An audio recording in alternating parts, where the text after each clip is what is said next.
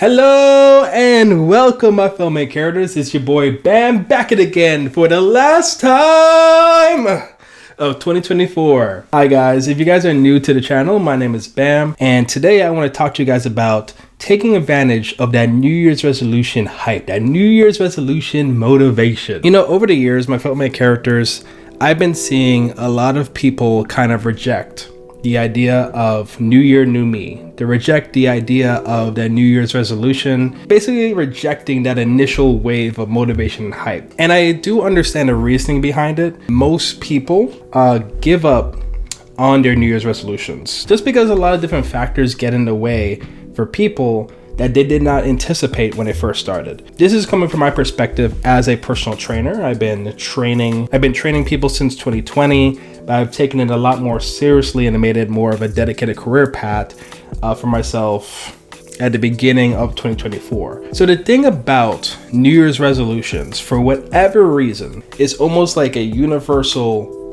psychology thing amongst humans. We get motivated on January 1st, right? We get motivated when it's New Year's Eve time, right? For some reason, there's a burst of motivation that hits all of us that we're like, yo, this year's about to be my year. This year we're about to change things up. This year we're about to take our lives to the next level. There's something motivational about this time of year, and it fills us up with all of this extra energy and extra feel good, just want to move the needle forward power. For most people, it kind of overwhelms us in a very nice, good feeling way. We get so overwhelmed by this power that we said, okay, boom, I'm going to sign up for that gym that's close by to my house. Boom, I'm going to get on a meal plan. Boom, I'm going to start reading books. Boom, I'm going to start doing whatever. Insert your goal here, right? And what we see is that people stick with it for about 2 to 3 weeks. As a personal trainer and as a person who's worked in gyms on a part-time basis throughout my life, January 1st, whoa, you just see so many people come into the gym, man. It's packed, bro. January 1st is packed. And that's week 1. Week 1, we're packed. Week 2, we're packed. Week 3, not as packed, but still a good amount of people in there. Week 4, getting to the end of January, we start to see things slow down quite a bit. Then we get into February. And this is when the crazy drop-off happens, man. It is like clockwork. Halfway into February, most people that came in with that New Year's resolution energy disappeared. They're gone. They still have their gym membership. They still have the gym membership. They haven't canceled it yet because they haven't given up yet. But they're not showing up because life is getting away. Life is getting stressful. Things that they didn't account for, they weren't prepared to handle it, incorporating this new thing, this new habit, this new activity that they're engaged in. I'm using the gym, for example, but this also applies to a plethora of other goals and ambitions you may have. And I spend a lot of time thinking about why this happens. Why does this happen? Motivation is a very short-term resource, right? That burst, that weird energy flux that we get at the beginning of the year, that does not last forever, man. That just burst of passion does not last forever. And I think people should look at that burst of energy that you're going to get January 1st. See it as a spark.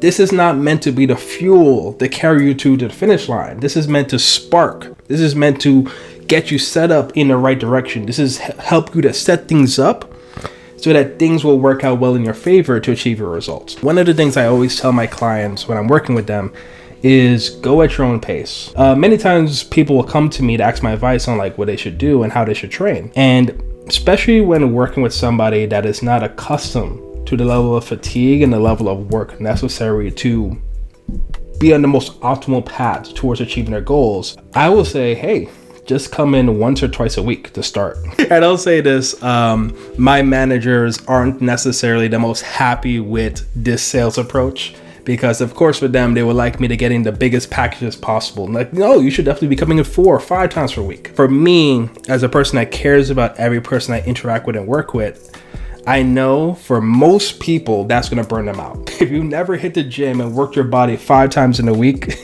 before, that's going to gas you out. Even the most conditioned, the most gym bro kind of people still feel burnt out from 5 times a week if they don't program correctly. And so one of my biggest things I tell my clients is pace yourself, just take your time with it. Right now we're trying to develop consistency.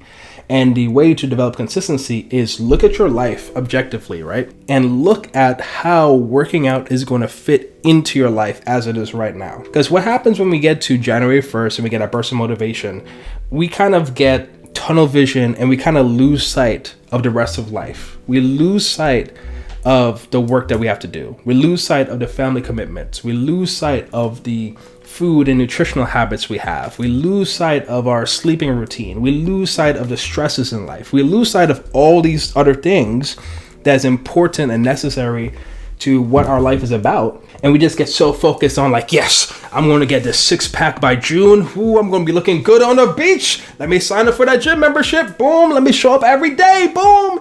But maybe you can't show up every day. Maybe the time in which you go to bed is not conducive for you getting enough rest to wake up early enough in the morning to take that 20 to 30 minute drive to the gym to get that workout in, and then come back home, get ready, and then drive 40 minutes to work and work from 9 to 5. And then you have that 45-minute drive back home at 6 p.m. and you're getting some food to eat. You have to account for all these things. And as a coach, these are things I'm thinking about, because the easy part for me as a coach, guys, is coming up with a workout plan, figuring out what the ideal workout plan would be for you, and creating a structured plan for the next 3 to 6 months and see what happens. That's the easy part, guys. The hard part is balancing that out with the rest of life itself. Because you can't just look at training and nutrition as this one isolated thing. You have to look at it in conjunction with the rest of your life before you. So that's why I always start off easy. That's why I always start off with once or twice a week. Or if I know this person's a little bit more conditioned, if I know they already have a workout background, but they want some more guidance and support, maybe I'll go to that 3-4 times a week. Usually I'll start off with a person that is new to the gym. I'll start off with 2 times a week with them. And if I see they're progressing well, then I'll ask them, hey, would you like to add another day in a week? Pace yourself. A fellow main character, you're going to be hit with that influx of passion and excitement when January 1st hits, and do not run away from it. That's free energy, man. That's free power, bro. Don't let it go to waste, but also don't misuse it. Take a second to evaluate your life. Take a second to figure out how working out and proper eating is going to fit within your whole lifestyle. See what pieces of your lifestyle you can rotate and move. See what things might be not realistic for you to rotate and move. Maybe getting a gym membership and going to the gym and spending an hour and a half there, you're not there yet. Maybe you're not there yet. But maybe doing a 10 to 15 minute per day walk, maybe you're at that point. And that's okay. As long as you're moving the needle in a direction towards your goals and it feels good for you in life, Hey, that's it right there, my fellow main characters. That's it right there. Maybe you're at the place where you look at a YouTube workout video, like an at-home workout with no equipment, and you do that 2 or 3 times per week. You got to take time to look at your life. And this is what I try to do with clients as well, is like we spend a lot of time talking about, honestly, a day in the life of them. We spend a lot of time talking about all the factors that influence their health, all the factors that influence their ability to be fit and healthy and to achieve their goals. And then we create a custom plan for them. So yeah, guys, to fully sum up this concept, this video, please do not run away from that initial burst of motivation. Embrace it, feel it, let it flow through you, let it empower you. But also be aware that this burst of motivation only reliable for 2 to 3 weeks. So what you need to look at it as setup. You need to look at it as this energy is to help you set up the habit. It's to help you set up the routine that's going to fit well for you, right? Do not use it as a way to override the reality of your life, because you will burn out, and you will be part of that group of people halfway through February that just has a gym membership, taking money out of their account every month and they're not showing up. Don't be those people. Do not be part of that group. Please don't do it. I don't want that for you, man. So use that energy to help put you on the right path. My recommendation would be to take the first couple days in January to kind of lay out your life. Figure out all the factors you have to deal with. Figure out all the obligations you have. Figure out what obligations or things you don't have to deal with that could free up time and mental space for you. Do I have it in my budget and in my time? Is it convenient for me to get a gym membership? Is it more ideal for me?